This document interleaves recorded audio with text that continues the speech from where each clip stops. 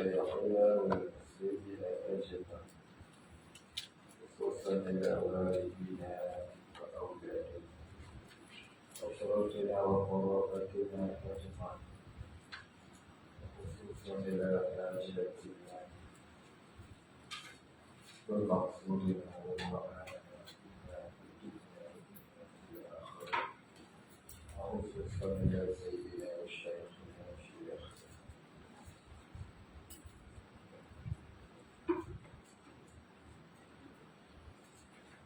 ورسوله ونوحه والآخرين كل شيء لله الفاتحة. أعوذ بالله من الشيطان الرجيم. بسم الله الرحمن الرحيم. الحمد لله رب العالمين الرحمن الرحيم مالك يوم الدين إياك نعبد وإياك نستعين اهدنا الصراط المستقيم صراط الذين أنعمت عليهم غير المغضوب عليهم ولا الضالين. الحمد لله رب العالمين والصلاة والسلام على أشرف الأنبياء والمرسلين وعلى آله وصحبه أجمعين. رب اشرح لي صدري ويسر لي أمري واحلل عقدة من لساني يفقهوا قولي. ولا علم لنا إلا ما علمتنا إنك أنت العليم الحكيم. ربنا بالله ربا وبالإسلام دينا وبمحمد نبيا ورسولا. اللهم اجعلنا من التوابين اجعلنا من المستغفرين اجعلنا من المتطهرين اجعلنا من الموحدين اجعلنا من المخلصين لحجك اجعلنا من العارفين اجعلنا من عبادك الصالحين اجعلنا من المتقين. اللهم احينا بحياة العلماء وامتنا بموت الشهداء آمين يا رب العالمين.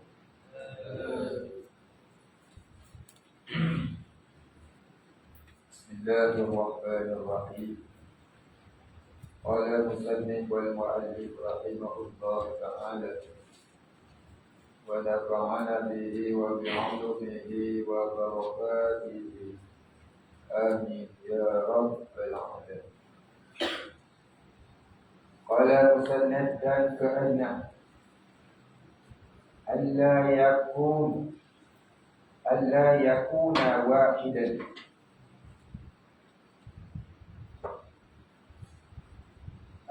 يكون واحدا bahwa tiada dia esa, jadi lawan bagi sifat wahdaniyah. Alla yakuna wahidan ini lawan bagi sifat wahdaniyah. Apa lawan bagi wahdaniyah? Maknanya ialah bahawa tiada dia esa. Pengertian esa ni banyak kali dah kita cerita, jadi kita tak mahu cerita alam-alam. Tapi nak cerita juga lah sikit, takut ada yang lupa. Ulama Nusantara berpendapat wahdaniyah itu tak boleh nak diterjemahkan dengan makna satu. Wahdaniyah sifat Allah Ta'ala itu tak boleh nak diterjemah dengan makna satu. Kerana kalau satu ada sebelum satu, ada selepas satu. Sebelum satu apa dia? Negatif satu. Selepas satu positif satu. Lepas tu positif dua. Sebelumnya positif dan negatif dua. Jadi kalau kata satu ni dia boleh pecah banyak. Sampai 1 juta. Positif 1 bilion. Negatif 1 triliun. Jadi banyak boleh pecah. Boleh dibelah bahagi. Itu maksudnya. Dia kata satu ni boleh dibelah bahagi. Jadi Allah ni tak boleh dibelah bahagi. Tak ada sebelumnya, tak ada selepasnya. Wal awwal wal akhir. Jadi ulama Nusantara itu makna wahdaniyah dalam bahasa Melayu itu esa. Esa dengan makna tak ada sebelumnya, tak ada selepasnya, tak boleh dibelah bahagi. Kalau satu dia sebut so. Orang Kelantan, orang Terengganu disebut so. Orang Tani pun disebut so. Tapi ini bukan so, ini esa. Baik, habis. Itulah disebut wahdaniyah itu maknanya esa. Maka ini lawan wahdaniyah. Seperti bahawa ada. Maka ini lawan wahdaniyah. Titik itu. Macam mana kata Allah Ta'ala itu tiada esa?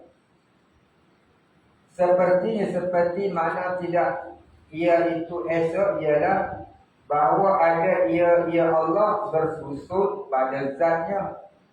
Yang berjuzuk-juzuk pada zatnya. Macam kita makhluk ada juzuk, ada kepala.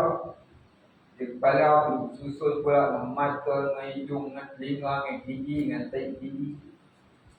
Lepas tu bersusun pula berhubung pula dengan tengkuk, dengan leher, dengan bahu, dengan dada, perut sampailah ke kaki. Di dalam pula, di luarnya kulit, di dalamnya daging.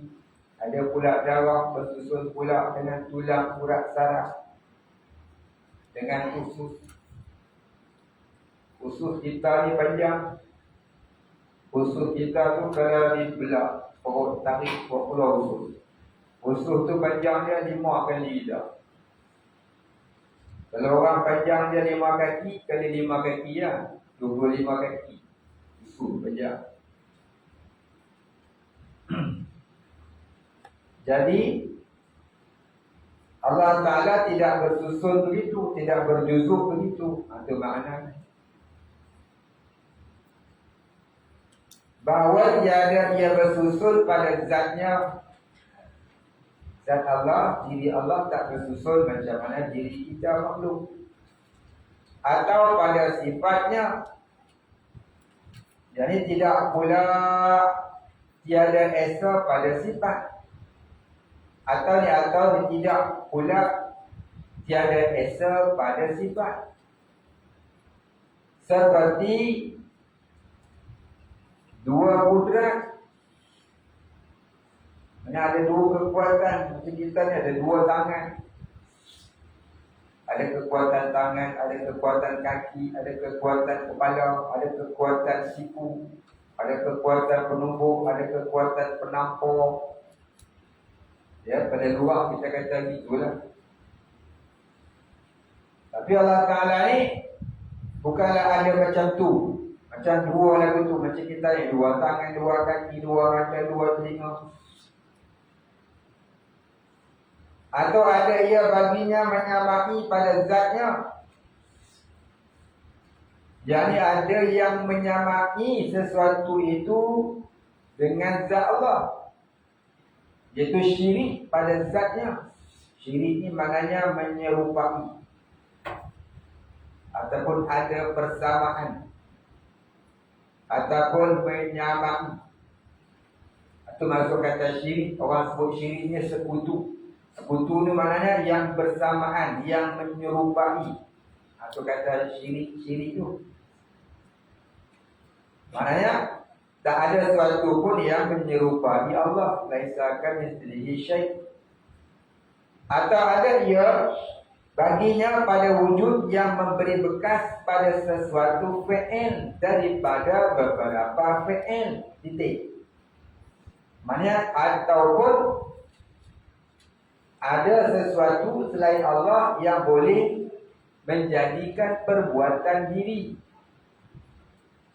Makhluk tak ada sesuatu pun yang boleh menjadikan perbuatannya sendiri, melainkan segala perbuatan yang terbit di makhluk itu adalah perbuatan Allah. Ini akidah wajib kita i'tiqad. Makhluk tidak boleh ada perbuatan diri. Makhluk tak ada perbuatan diri, melainkan segala perbuatan makhluk adalah perbuatan Allah. Jadi kadang-kadang tu orang tak pun nak faham, dia nak bagi faham lagi sikit.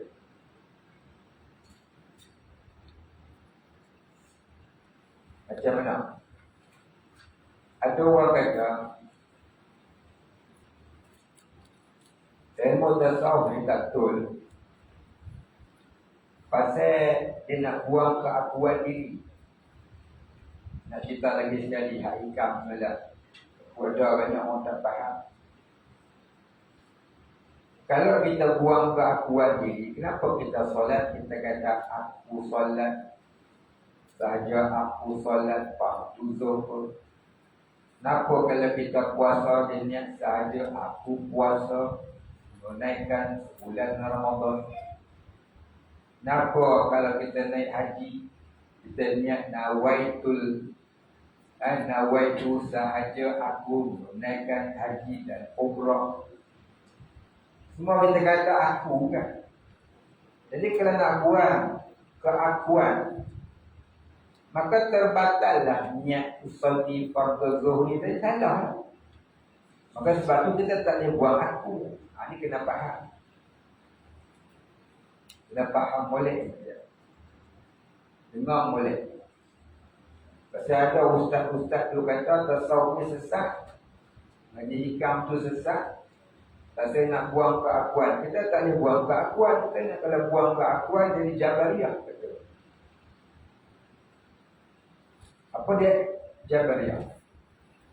Jabariyah ni satu golongan yang terpecah ataupun pecahan daripada mazhab Mu'tazilah. Dinamakan Jabariyah Mu'tazilah. I'tiqad orang Jabariyah ni,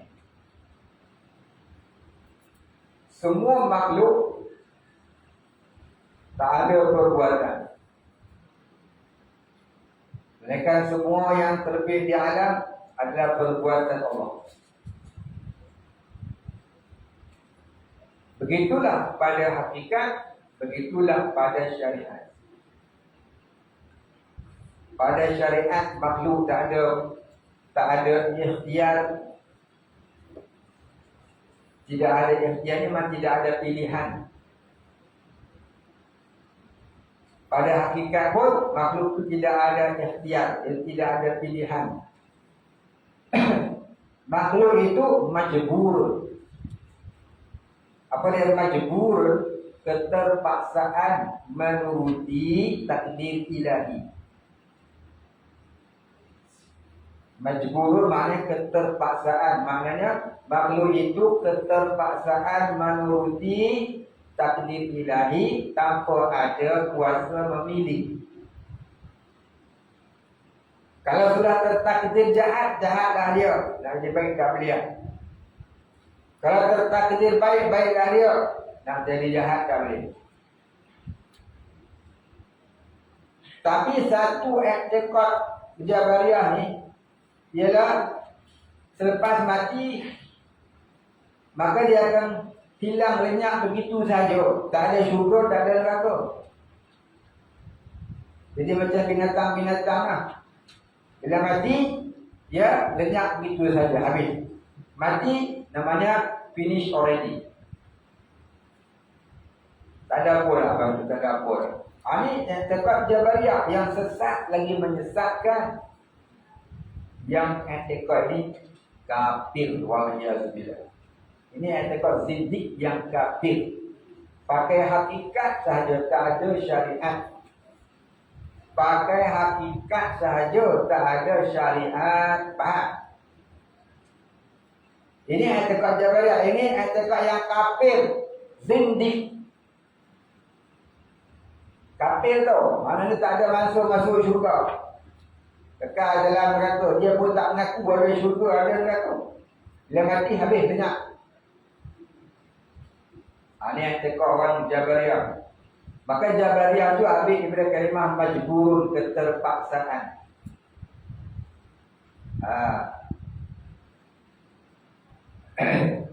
Di mana kita ni, makhluk ni semata-mata menjalani takdir Allah tanpa ada usaha dan ikhtiar, tanpa ada kuasa pilih. Maknanya mereka ni hanya pakai hakikat syariat dia tolak. Wa man tasawwufin bi ghairi tafaqquhin faqad tazandaqa. Siapa pakai tasawuf saja, pakai hakikat saja, tak pakai fiqh, tak pakai syariat, maka ia zindik. Ini kena faham balik. Saya ada lagi orang remaja atas nama Al-Sunnah, tapi menolak tasawuf. Al-Sunnah apa kalau menolak tasawuf? Kita mengaji hikam susah. Belum sebut urut nafis lagi. Belum sebut min halus sufi lagi. Man halus sufi. Belum sebut futuhat makiyah lagi. Belum sebut ahya, lagilah dia sesat. Tapi dia mengaku dia Ahlussunnah wal Jamaah, pasal yang pelik. Banyak faham ini Jabariyah. Kalau Mu'tazilah Qadariyah pula, i'tiqadnya ialah makhluk itu diberi kekuatan. Maka dengan kekuatan itu makhluk memperbuat sesuatu.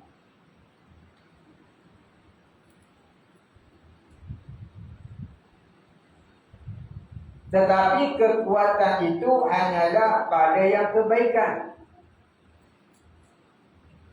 Kalau yang jahat itu dirinya sendiri, tak bersangkut dengan ilahi, tak bersangkut dengan Allah. Maka i'tiqad ini tak jadi kafir. I'tiqad ini fasik, berdosa besar. Maka i'tiqad ini kita kata orang yang bersyariat tapi tidak berhakikat. Kalau Jabariyah tadi yang berhakikat tidak bersyariat. Yang ini bersyariat tapi tidak berhakikat, berfiqh tak bertasawuf. Maka dia kata apa? Wa man tafaqquhin bi ghairi tasawwufin faqad tabassaqa. Siapa berfiqh tak bertasawuf, fasik. Jadi bersyariat tak berhakikat, hukumnya fasik. Jadi Jabariyah itu kafir zindik.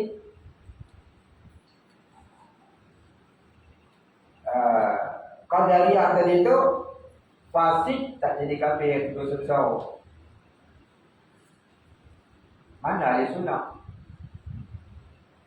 Mana ahli sunnah? Ahli sunnah duduk tengah-tengah. Apa dia? Ada padanya fiqh beserta dengan tasawuf. Ada padanya syariat beserta padanya hakikat.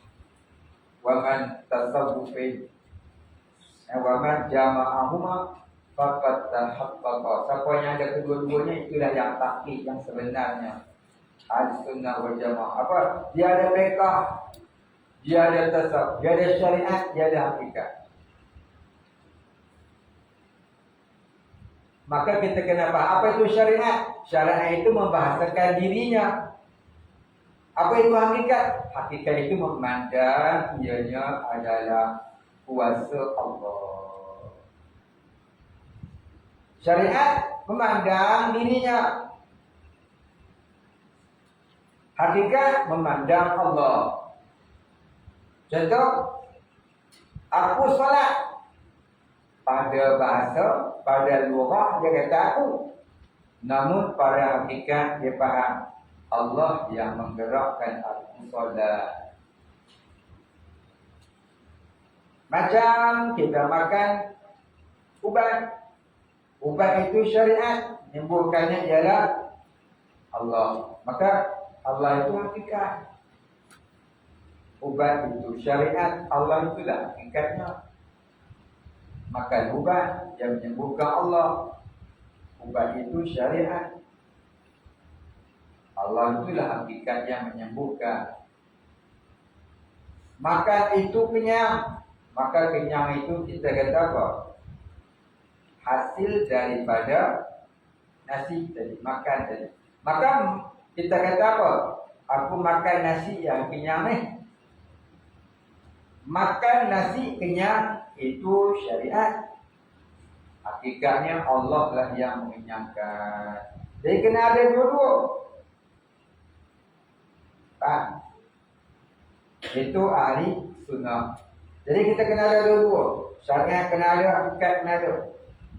Hakikat kita memandang Allah, syariat kita kata aku. Kita kata aku solat baru maghrib. Hakikatnya pandang Allah yang menggerakkan aku. Inilah namanya orang syariat. Namanya orang syariat.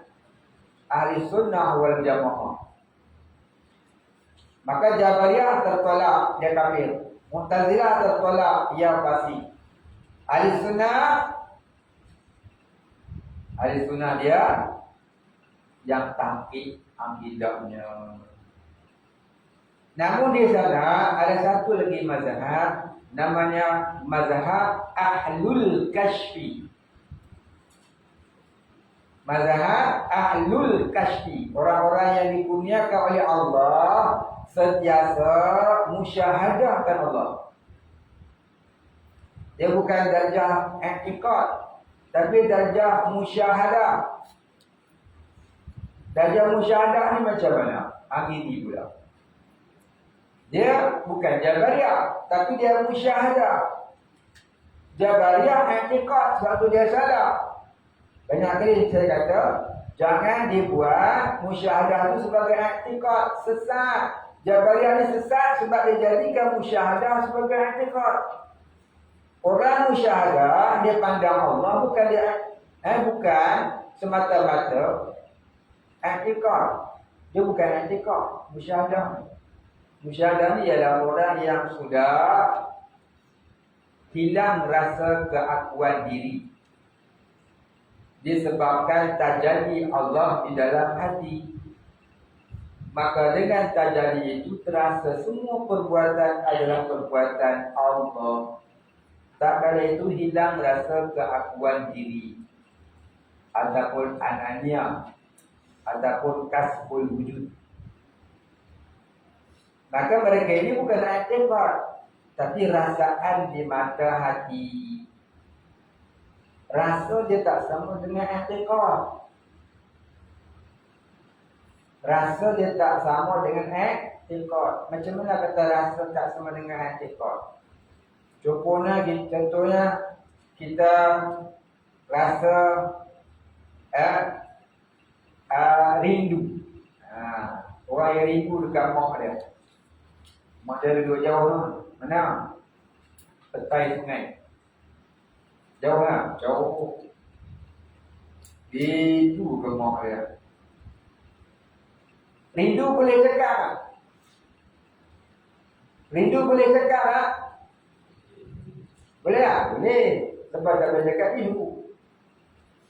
Rindu boleh tulis tak? Boleh. Siapa boleh tulis, boleh lah. Tapi rasa hati rindu tu boleh tulis tak? Itulah orang hakikat. Bahasa Melayu kata apa?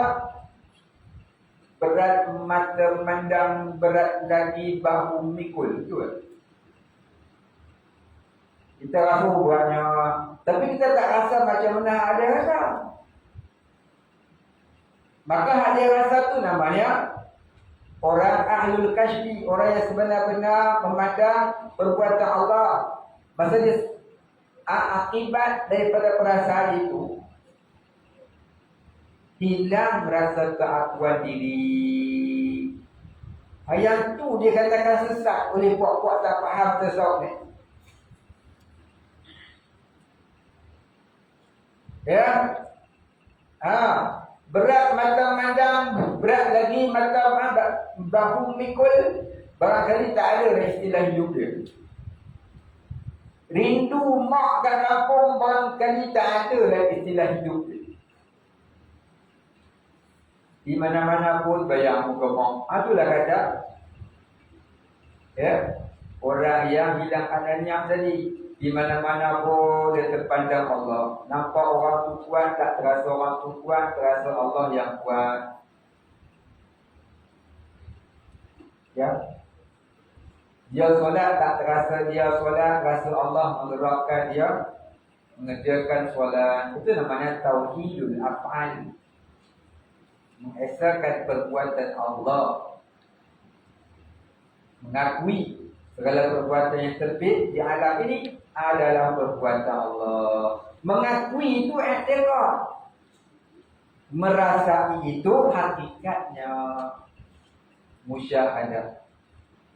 Faham? Mengakui itu i'tiraf, merasai itu musyahadah. Itu kenapa marah? Faham? Mana satu i'tiraf, mana satu musyahadah. Mengakui Allah yang menggerakkan itu i'tikad. Tapi masih ada rasa aku. Tapi orang musyahadah, dia bukan hanya mengakui tapi merasai serta hilang rasa keakuan. Sebab tenggelam dalam laut nikmat, memandang Allah yang wajibul wujud. Orang yang tenggelam dalam laut nikmat, memandang Allah. Jadi orang syariat dengan orang hakikat tidaklah sama. Jadi kalau dia kata orang tasawuf ni, orang baca hikam ni nak buang ananiah jadi syirik, jadi jabariyah. Ya faham betul jabariyah. Mana tu jabariyah yang dulu yang atas yang tadi cerita. Tapi orang musyahadah dia bukan jabariyah. Fahami mana satu i'tikad jabariyah, mana satu musyahadah orang ahlul kashfi. Bezakan itu. Bezakan itu. Ya. Baik. Jadi dalam kitab ni pun dia kata apa?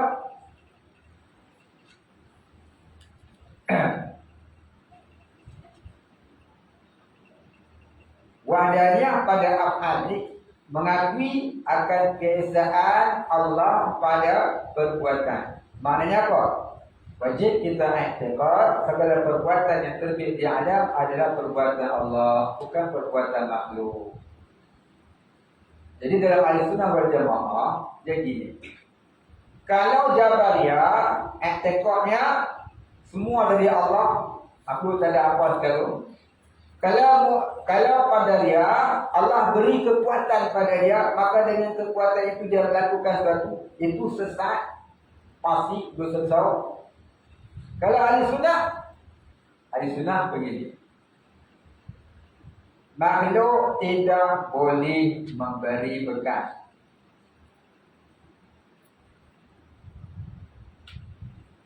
Tetapi makhluk itu ada kuasa pilih. Ini bahasa syariat. Makhluk tidak boleh memberi bekas, tetapi makhluk itu diberi kuasa pilih. Ini bahasa syariat. Sambung lagi.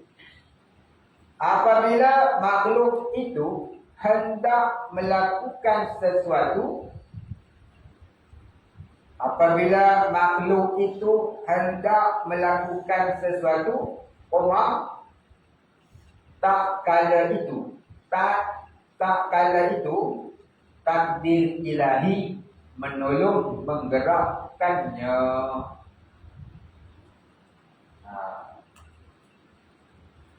Hamba tidak boleh memberi bekas, itu bahasa kita.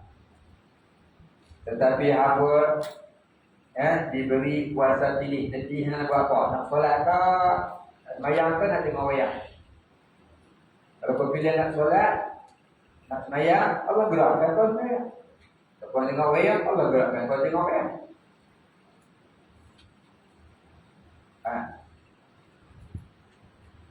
Hamba tidak boleh memberi bekas, tetapi hamba itu diberi kuasa pilih. Ini bahasa syariat.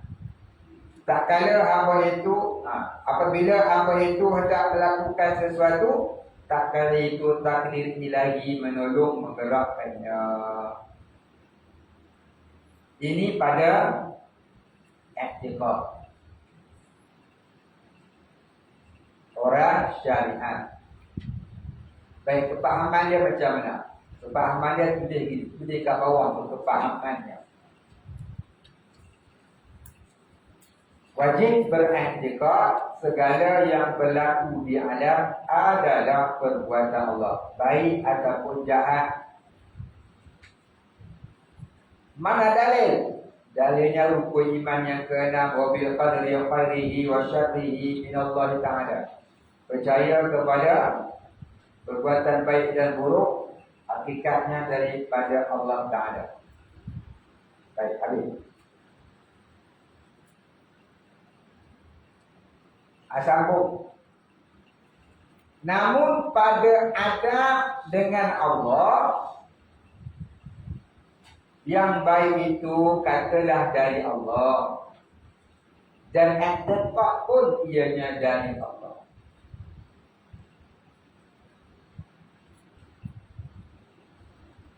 Yang jahat pula katalah dari kelemahan diri sendiri.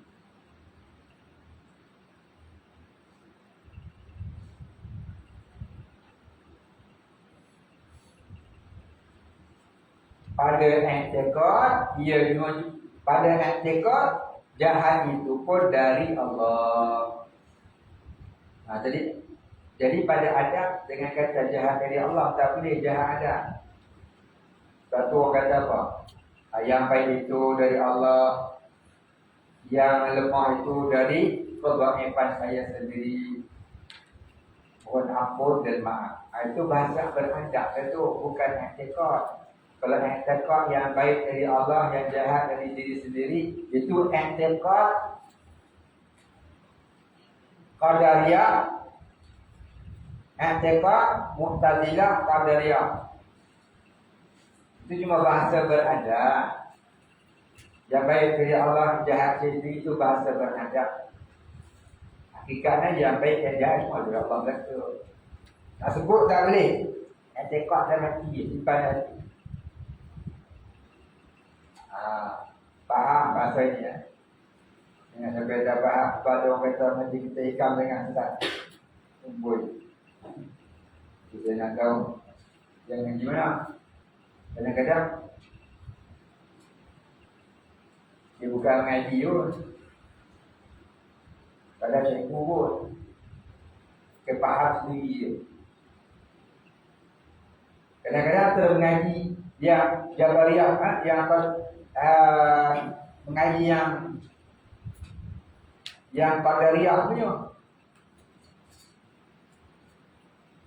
Qadariyah ni Allah bagi power dekat dia, dengan power itulah dia memperbuat satu. Allah bagi power kat mata, maka mata itulah madam. Dengan power itu. Tapi ada sunnah tidak.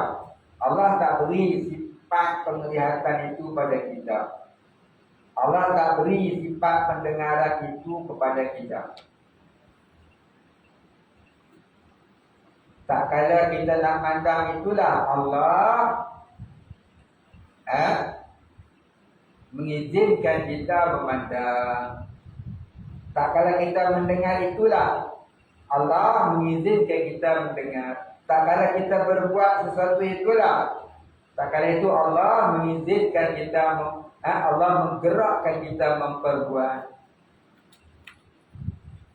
Bukan diberi power kat kita. Jadi antara kita dengan Allah itu, antara makhluk dengan Allah itu tidak bercerai serta tidak bersekutu. Ini hakikat orang ahli sunnah. Tidak bercerai serta tidak bersekutu. Apa dia tidak bercerai?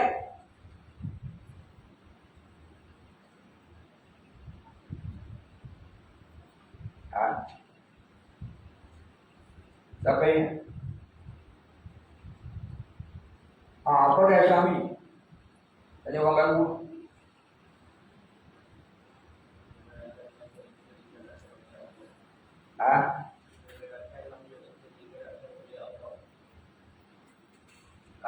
Gerak kita digerakkan oleh Allah. Semua pendek doa kan?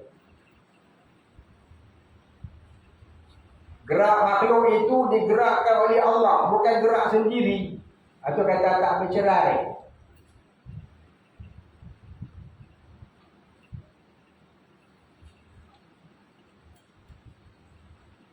Apa maksud kata tidak bersekutu?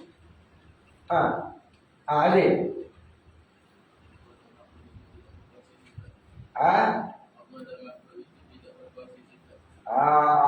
Allah dan makhluk tidak berkongsi sifat. Bukan Allah bagi penglihatan kepada kita. Penglihatan itu sifat. Bukan Allah beri pendengaran kepada kita. Pendengaran itu sifat. Allah tak beri sifat itu kat kita. Kalau Allah beri sifat itu kat kita, jadi apa? Apa dia? Siapa ingat? Kau dengar? Tak, tengok. Jadi beralih sifat Allah dari zatnya pergi kepada diri makhluk. Kalau Allah beri sifat kepada makhluk, jadilah beralih sifat Allah itu, berubah sifat Allah itu, berpindah sifat Allah itu kepada diri makhluk.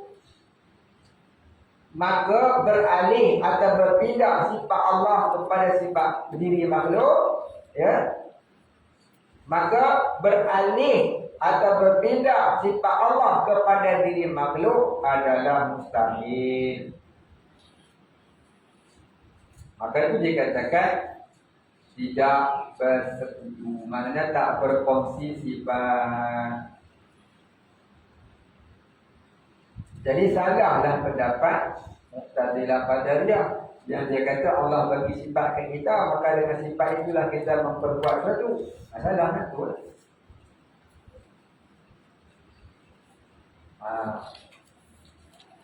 Faham?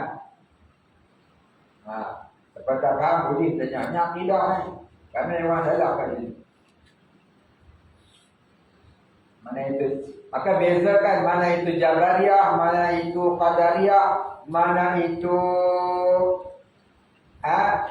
Ahlul Zahir. Orang Ahlus Sunnah wal Jamaah, mana itu Ahlul Kashfi, Ahlul Kasyaf. Ahlus Sunnah wal Jamaah.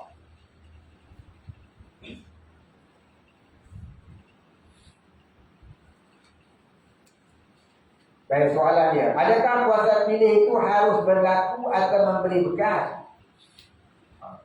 Puasa pilih itu bukan memberi bekas. Puasa pilih itu ialah rasa hati nak buat apa. Rasa hati nak buat apa. Hati rasa nak buat apa, tapi rasa tu tak boleh nak terjadi kalau Allah tak gerakkan. Contohnya, ramai orang rasa nak jadi jutawan. Betul. Tapi tak ramai yang jadi. Yang ramai jadinya juta hutang. Jutawan tak jadi jual. Itu rasa hati. Sebab tu kita kata rasa hati itu tidak boleh memberi bekas. Faham? Tapi kalau Allah telah kehendaki, jadi. Itu kata puasa pilih yang tidak boleh memberi bekas. Semua rasa ya. Macam kita kata nak jadi alim. Ngaji lama kan nak jadi alim. Kita nak jadi alim tu rasa hati. Tapi bukan semua boleh jadi ahli. Buat saya ngaji dah tak lama. Sekarang ni tak ahli. Ada masa saya pergi mengaji. Orang tak ada ilmu. Ada masa saya pergi ngaji.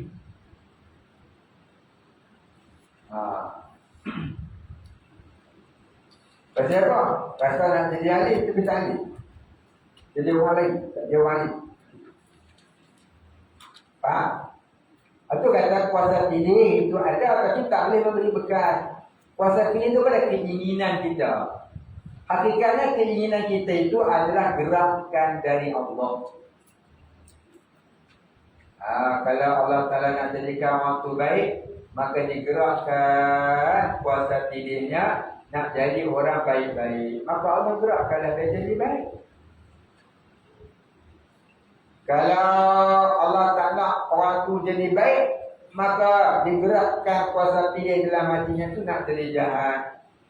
Maka Allah gerakkanlah jadi Fir'aun, jadi Namrud, jadi Haman, jadi Qarun, jadi Iblis. Itu. Jadi kita semuanya Allah gerakkannya jadi baik. Sebab itu kita datang semua. Lepas tu kita solat. Dan tu Allah Ta'ala sayang hamba-Nya. Dia masih mengekalkan dalam hati rasa nak terus beriman dan terus beriman selama-lamanya. Dan Tuhan sayang kita. Tuhan sayang kita. Tuhan sayang kita. Kalau Tuhan tak sayang kita, dia bagi kita rezeki banyak-banyak, jadi meliana harta, mayang dah apa dah. Lawan lagi je dah. Apa Islam, mayang pun tak kaya. Inilah cakap bahasa orang Islam hari ni. Yang dia tak sedar cakap itu boleh jadi apa? Murtad, bukan murtabak. Umat kata murtabak. Faham? Baik, habis. Itu soalan tadi saya dah jawab. Ada nak tanya? Rasa-rasa. Biasa ada lagi 2-3 soalan orang nak tanya. Kita sunat tanya. Kalau lagi ikut ingat tempat bahasa, orang boleh tanya. Hari saya nak uji awal. Pukul 10. Boleh? Saya uji awal. Pukul 10 boleh? Boleh? Nak bincang kat ni. Saya baru ni ada satu orang di Kelantan tanya sebab jadi orang lain kan. Dia mengaji di tempat. Ceritanya orang mengaji hikam ni boleh jadi sesat sebab hikam mengajar buang anania. Bukan hikam saja yang mengajar buang anania ni. Dalam kitab dulu Sami kita ngaji dia pun ada di belakang ni. Sudah. Tak tauhid dia. Banyak di kitab-kitab yang lain. Kitab Ihya Ulumuddin, kitab Futuhatul Makkiyah, Ihya Ulumuddin Imam Al-Ghazali, Futuhatul Makkiyah, Imam Ibnu Al-Arabi, Durrun Nafis, Syekh Ahmad Al-Nafis, Manhalus Sufi, dan berbagai-bagai lagi kitab-kitab tasawuf. Sirrul Asrar, Syekh Abdul Qadir Jailani menceritakan tentang keperluan menanggalkan ananiah dari hati. Ananiah itu tidak berdosa, tapi ananiah itulah menimbulkan dosa. Riya, takabur, ujub, sum'ah, hubub dunia dan berbagai-bagai sifat tercela berpunca daripada ananiah. Ananiah itu asal tidak berdosa, namanya syirik akhfal khafi. Syirik tersembunyi yang amat tersembunyi. Asalnya tidak berdosa, tapi dia boleh melahirkan syirik khafi yang berdosa. Seperti riya, takabur itu syirik khafi. Dan boleh juga menjadikan seorang itu syirik jali. Apa dia? Tauhid murtad. Dia sendiri tidak berdosa, tapi dia jadi punca dosa. Punca datangnya dosa. Lepas tu orang tasawuf nak buang dia. Supaya tidak timbul sifat-sifat mazmumah, supaya timbul sifat mahmudah.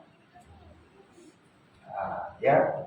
Jadi kepentingan mengeluarkan ananiah dari hati itu ialah supaya hilang segala mazmumah, agar timbul segala mahmudah. Jika diizinkan Allah. Kita semua boleh beriktikaf. Apa dia? Kita dengan Allah tidak bercerai, tidak bersekutu. Tapi itu hanya iktikaf. Tidak bercerai. Gerak kita digerakkan oleh Allah, bukan gerak sendiri. Tidak bersekutu, kita tak berkongsi sifat dengan Allah. Itu pun kita iktikaf. Rasaan kita masih ada rasa aku je. Itu kadang-kadang timbul ria, timbul hasad dengki. Ya, pasti ada ananiah itu. Maka ananiah itu tak boleh dibuang dengan jalan belajar semata-mata. Riak, takabur, ujub, semua hubung dunia dan sebagainya itu boleh belajar dan kita faham dengan jalan belajar. Dan boleh kita perolehi dengan mujahadatul nafsi. Tetapi nak hilang ananiah itu, dia kena ada mursyid. Ya, sebab hilang ananiah itu dengan kurniaan Tuhan ke dalam hati seseorang yang berjuang, berjihad, melawan, melatih hawa nafsunya. Allah kurniakan apa? Nur tajalli. Dapat nur tajalli itu baru hilang ananiah. Zikir kuat mana boleh hilang. Dia dapat pahala. Jadi kalau Allah Ta'ala hilangkan dan masukkan nur tajalli ke dalam hati seseorang yang berzikir tadi, barulah dia dapat akan tajalli Allah. Dapat tajalli Allah serta-merta hilang ananiah. Selagi kita dapat, tak dapat hilang, maka perlu ada seorang guru yang mursyid yang membimbing kita sampai ke sana. Baik. Ini disebutkan di dalam kitab-kitab tasawuf seperti Ihya Ulumuddin. Dan kitab ini pun ada sebut yang kita baca ni, hujung belakang tu kita akan jumpa. Kalau wajib baca lah sendiri. Faham tak faham dah tahu kan? Kitab Aqidatul Najib ni kita baca pagi-pagi itu pun ada. Ya, buka kitab karangan tu kenali. Namanya Qamarul Huda. Bukan. Qamarul Huda. Ya, Qamarul Huda. Karangan tu kenali. Ada cerita bab ini. Bab kewajipan menghilangkan ananiah dan kewajipan mencari guru mursyid. Kalau tidak, kita doa zakat akuan itulah yang punca kita tak boleh khusyuk dalam solat. Tak boleh khusyuk dalam ibadat. Lalu kita kalah dengan nafsu kita. Cakap kedai lah. Oh saya lah cakap kedai. Cakap tak serupa bikin. Okay. Jadi saya melaporkan saja. Bukan saya ada itu. Saya pun belum ada itu. Kita orang yang ada pun tak mengaku. Apatah lagi tak ada. Kalau mengaku jadi munafik. Munafik dalam tasawuf ini lebih berat. Jangan sekali-kali kita mengaku. Orang yang ada hatinya begitu pun tidak mengaku. Pasal kalau kita memang tak ada, jangan mengaku. Kalau sekadar belajar baru faham, belum merasai, itu baru tahu. Baru alim, belum arif. Baru tahu, belum rasa. Jangan mengaku sudah rasa. Jadi munafik, wal'iyadzubillah. Jujur dalam beragama. Kita tak jujur dengan orang satu hal, tak jujur dengan Allah lagi banyak hal sebenarnya. Ya, orang yang ada pun tak mengaku. Yang boleh mengaku dia tu ada itu Nabi serta Rasul. Nabi dah mengaku, ana sayyidul mu'minin, akulah penghulu sekalian umat. Pasal apa? Dia wajib mengaku. Kerana dia utusan Allah. Selain dia, mana ada?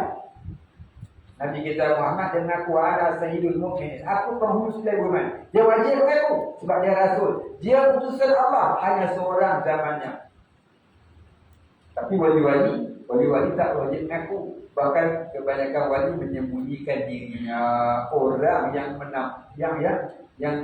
nampak. Akhirnya orang bersepakat. Syekh Abdul Qadir Jalani mengaku di hadapan wali-wali yang di bawah pemerintahannya. Wali-wali ini dia ada kabinetnya. Dengan sesama maqam, wali-wali ini masing-masing mengenali mana yang lebih atas, mana yang bawah. Yang bawah memerintah yang atas, memerintah yang bawah. Maka dia perintahkan orang bawahannya buat penjuru agama. Maka kata Syekh Abdul Qadir Jalani, sekalian para wali itu di bawah tapak kaki aku. Bukan dengan takabur, tidak. Tapi itu bahasa simbolik nak menyatakan dialah ketua wali pada zamannya.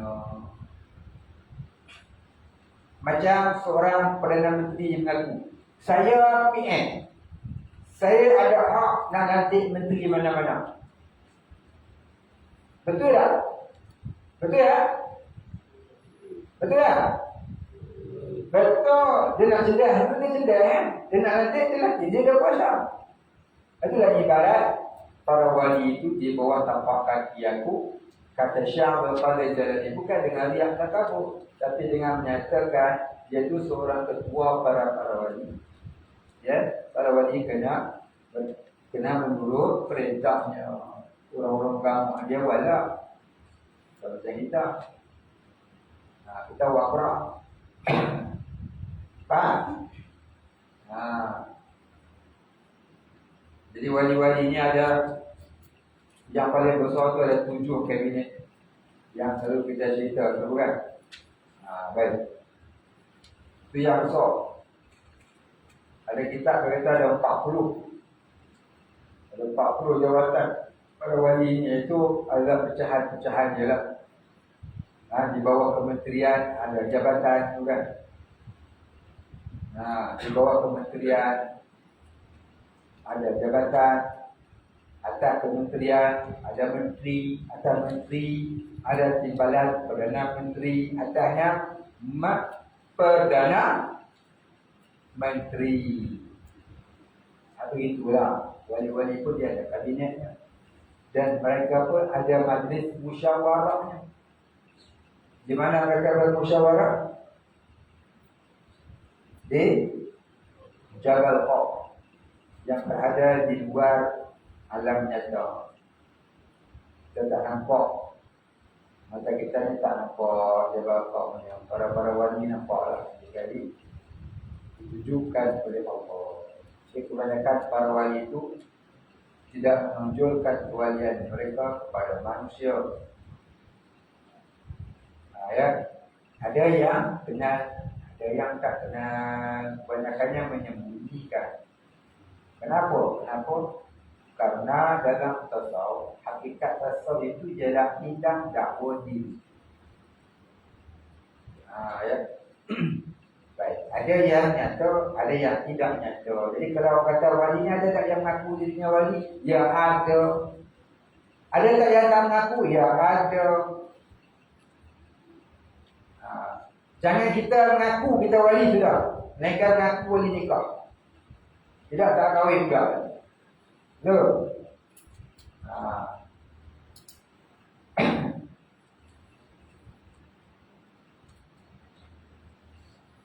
Baik, faham ya? Jadi para wali inilah yang hilang anania. Para wali ini mereka hilang anania. Baik, siapa pula guru mursyid yang boleh memimpin manusia ke arah ma'rifatullah tadi? Guru mursyid ini ialah manusia ataupun guru yang sudah mencapai nafsul mardiyah. Nafsu ada berapa? 7. amarah, lawamah, mulhimah, mutmainnah, radiyah, mardiyah dan kamilah. Mulhimah itu terbias kewalian. Mutmainnah itu wali kecil. Radiyah itu wali pertengahan. Mardiyah itu wali yang berdarjah mursyid. Allah kurniakan kepadanya tauhidul af'al, sentiasa memandang perbuatan Allah. Allahu khalaqakum wa ma ta'malun, bukan lagi bacaan lidah, bukan lagi i'tiqad hati, tapi musyahadah sentiasa. Itulah dia guru mursyid. Kita nak kenal lagu mana? Mana boleh kita kenal hati dia? Ya. Kita menuduh orang ni wali itu pun tak boleh kalau kita bukan ahlinya. Ahlinya siapa? Sesama mereka. Itu ahli. Kita bukan ahli di bidang, kita nak tuduh orang wali tak boleh hukum ni haram. Tapi dia tengok mak ni wali. Jangan duduk mak tu wali. Jangan. Mempersendakannya pun tak boleh. Mempersendakan orang tua dia kita bersendakan pun tak boleh berdosa. Sebab itu satu darjah Allah Ta'ala beri. Yu'tihi man yasha. Banyak habis. Wali-wali yang mendampingi orang-orang tarekat sufi itu dinamakan wali abdal. Antaranya ialah wali abdal. Jadi wali-wali ini mendampingi orang-orang tarekat seluruh dunia. Mereka berjalan. Mereka dipunyakan karamah, boleh melipat bumi. Ada yang wali yang boleh memecahkan dirinya satu masa 5-7 tempat dia ada. Itu karamah. Karamah ni kemuliaan Allah beri kepada kekasih-kekasihnya, iaitu wali-wali Allah. Baik. Saya cerita panjang lebar ni, mudah-mudahan besok tak ada orang nak tanya. Apa rajin tolong tak, tolong simpan. Buku ada orang tanya ke depan, saya tak nak buka panjang cerita ni kan. Jadi rugi kita nak baca kitab. Rugi masuk. Jadi kalau ada orang tanya, tolong jawab. Tolong simpan dalam FB. Ada orang tanya, kirim saja. Wassalam, dia rujuk mufti. Jangan rujuk mufti boleh. Kawan saya. Confirm dia kata aku Ustaz. Nanti rujuk mufti lebih 9 tak apa. Mufti Pahang ke. Mufti Pining ke tak apa. Ya, penasihat kita, tenang pondok kita alhamdulillah sekarang dah jadi Imbalan Mufti Pining. Dan mudah-mudahan beliau di sana dapat bertugas dengan sebaiknya. InsyaAllah.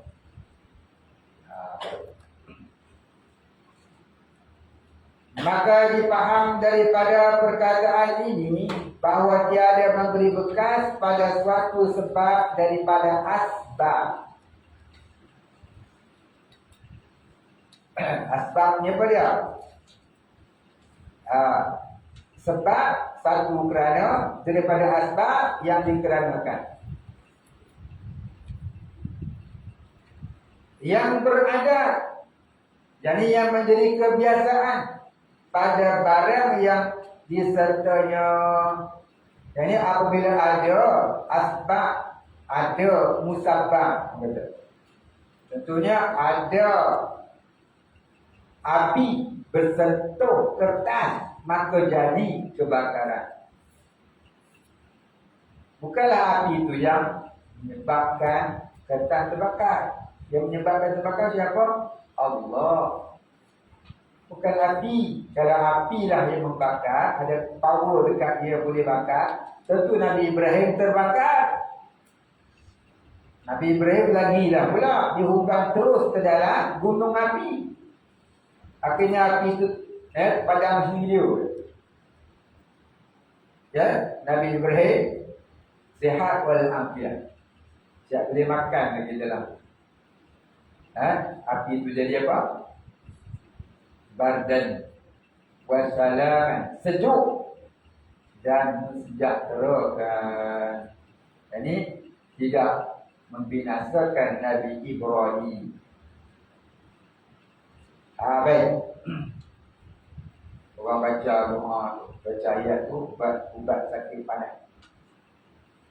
Ya, siapa jadi demam panas juga, badan rasa panas tengah, bacalah doa tu.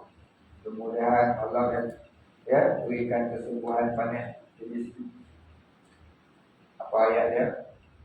Qulna ya narukuni bardan wa salaman ala Ibrahim. Qulna, kata kami. Dan Allah berkata kepada api, ya na, wahai api,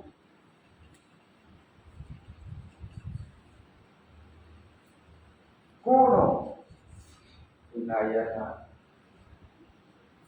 kuni bardan wa salaman, jadikan olehmu, kuni dengan amal, sejuk bardan wa salaman, dan sejahterakan Nabi Ibrahim.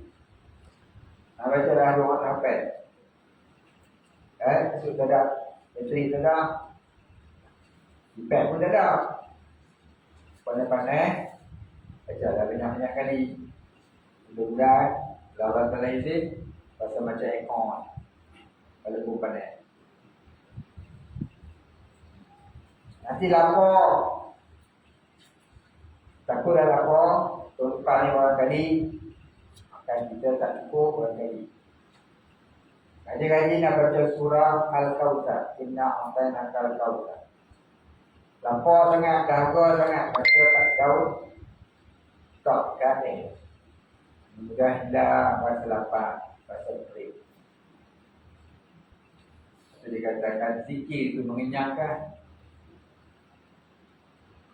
Yang bagi kenyang tu bukan zikir tu.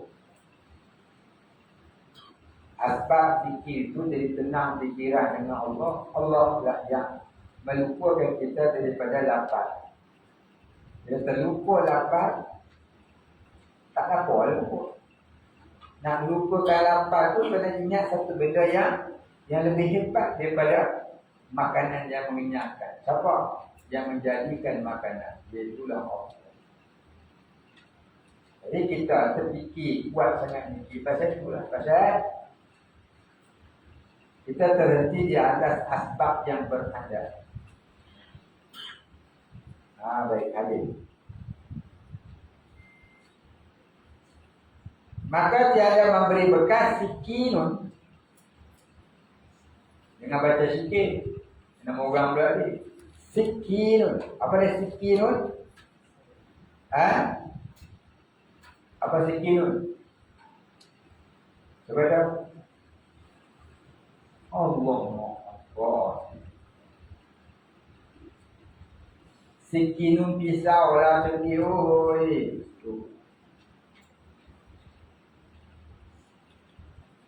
Tiada memberi bekas sikinun, ini pisau pada mengerat. Ini memutuskan. Dan bagi api, bukan apa tu api. Dan bagi api pada mengangus, ini menghanguskan, ini membakar. Bukanlah api itu yang menyebabkan kebakaran, yang membakar, yang menyebabkan kebakaran ialah Allah. Dan jika tiada, nescaya lazimlah, ini pastilah bahawa tiada bagi Tuhan kita esa pada perbuatan. Jadi Allah itu Maha Esa pada perbuatan dengan makna segala perkara yang terbit di alam semuanya adalah perbuatan Allah, bukan perbuatan makhluk. Jadi apa yang kita nak faham? Apa kita nak faham kalau kita tengok api yang membara, membakar sesuatu, bukanlah api itu yang membakar. Hakikatnya Allah. Api itu adalah asbab yang tidak boleh memberi bekas. Yang mendudukan ialah Allah. Maka tu i'tiqad kita orang ahli sunnah wal jamaah. Faham perkara ini, jangan tersalah faham, takut jadi Jabariyah, takut jadi Qadariyah. Ya. Baik, kita berhenti dekat ini. Dan katanya maka barang siapa mengikatkan ila akhiri, wallahu a'lam.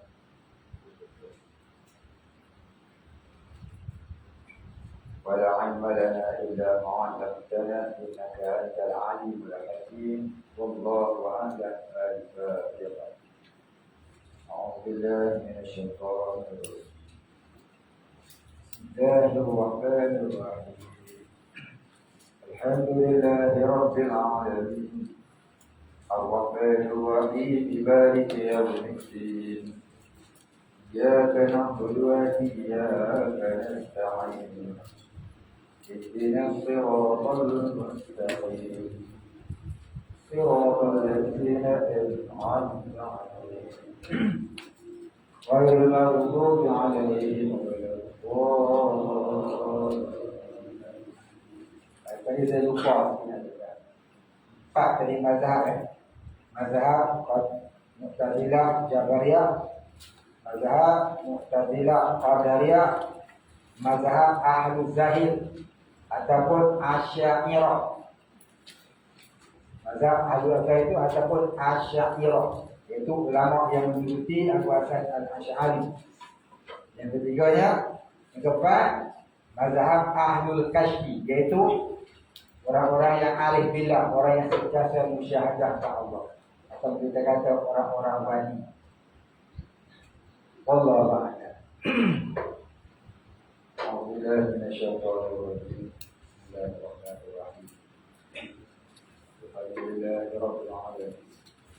Wassalatu wassalamu ala asyrafil anbiya'i wal mursalin. Wa ala alihi wa sahbihi ajma'in. اللهم اغفر لنا ذنوبنا وارحمنا وانت الغفور الرحيم. اللهم اغفر لنا ذنوبنا ولوالدينا وابائنا كما ربيانا صغارا ولمشايخنا وللمسلمين اجمعين برحمتك يا ارحم الراحمين. اللهم نور قلوبنا بنور معرفتك يا فتاح يا رزاق.